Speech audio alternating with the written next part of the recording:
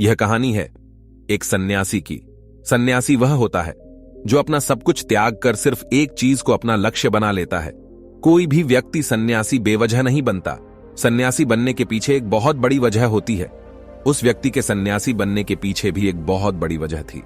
सन्यासी बनने से पहले उस व्यक्ति के मन ने उस व्यक्ति से बहुत सी गलत कार्य करवाए थे, बहुत से पाप करवाए थे। उस व्यक्ति का मन उसका मालिक बन चुका था और वह अपने मन का गुलाम। जीवन के हर सुख, आराम और ऐश्वर्य प्राप्ति के बाद भी उस व्यक्ति के मन में अथाह पीड़ा थी और यही मानसिक पीड़ा उसे सन्यासी बना देती है। सन्यासी बनने के बाद वह व्यक्ति सांसारिक दुनिया से दूर हो जाता है, जंगल में रहने चला जाता है, ध्यान करता है, तरह तरह की साधनाएं और अभ्यास करता है, भिक्षा मांगकर भोजन करता है, एकांत और मौन का अभ्यास करता है। लेकिन फिर भी उस व्यक्ति का मन शांत नहीं होता। वह अंदर से बेचैन और परेशान ही रहता है। यहां एक बात समझने वाली है कि ध्यान या किसी भी साधना का जो शुरुआती बिंदु है, उसकी शुरुआत ही तभी की जा सकती है जब हमारा मन शांत हो, जब हमारा मन हमारी सुनता हो। लेकिन उस सन्यासी का मन न तो शांत था और न ही उसकी सुन रहा था। उस सन्यासी के मन में यह बात गहराई से बैठती जा रही थी कि मन को वश में करना, मन पर काबू पाना असंभव है। लेकिन फिर एक दिन उस सन्यासी को एक व्यक्ति मिलता है जो न तो कोई साधु सन्यासी होता है और न ही कोई बुद्धिमान व्यक्ति। वह तो बस एक साधारण सा चरवाहा था जो जंगल में अपनी भेड़ों को चरा रहा था। वह चरवाहा उस सन्यासी के पास आकर उससे पूछता है, क्या मैं तुम्हारी कुछ मदद कर सकता हूं? तुम बहुत परेशान लग रहे हो। मैं तुम्हें पिछले कई दिनों से देख रहा हूं। तुम बहुत बेचैन रहते हो। अगर तुम चाहो तो मैं तुम्हारी सहायता कर सकता हूं। चरवाहे की बात सुन सन्यासी कहता है, भला तुम क्या मेरी मदद कर सकते हो? तुम तो एक संसारी हो जो अपनी मोहमाया में लिप्त रहता है।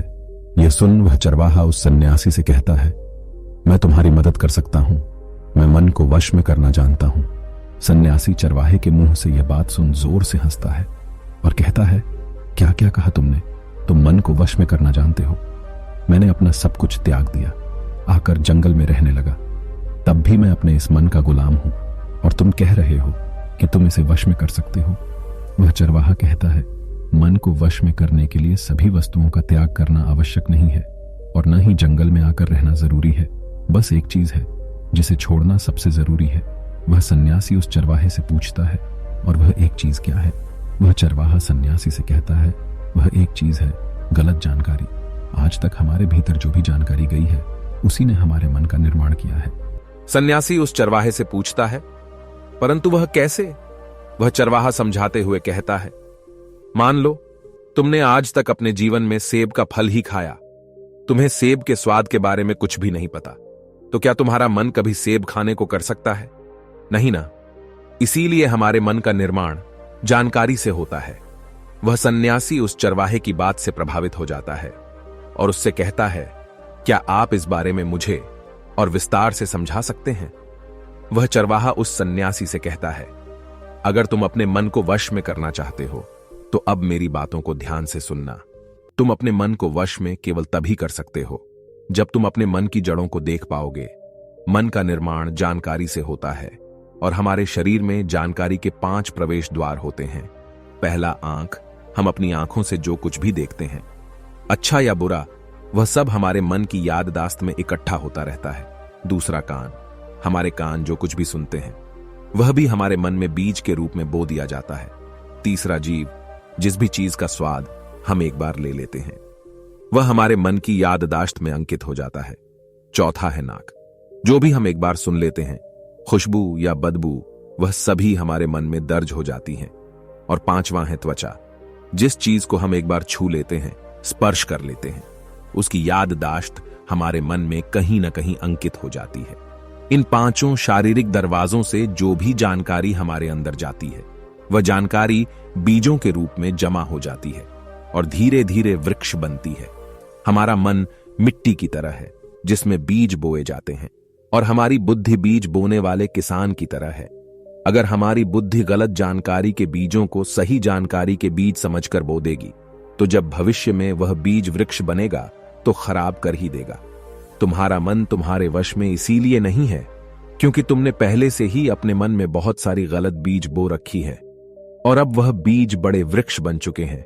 वह सन्यासी उस चरवाहे से पूछता है, तो मुझे क्या करना चाहिए, क्योंकि अब तक तुम्हें बहुत सारी गलत बीज बो चुका हूं और जो बोल जा चुके हैं उन्हें वापस निकाल नहीं सकता।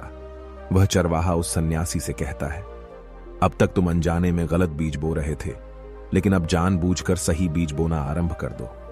भीतर अगर हजारों बीज गलत हैं तो क्या हुआ, अब से लाखों सही बीज बोने के लिए तैयार हो जाओ।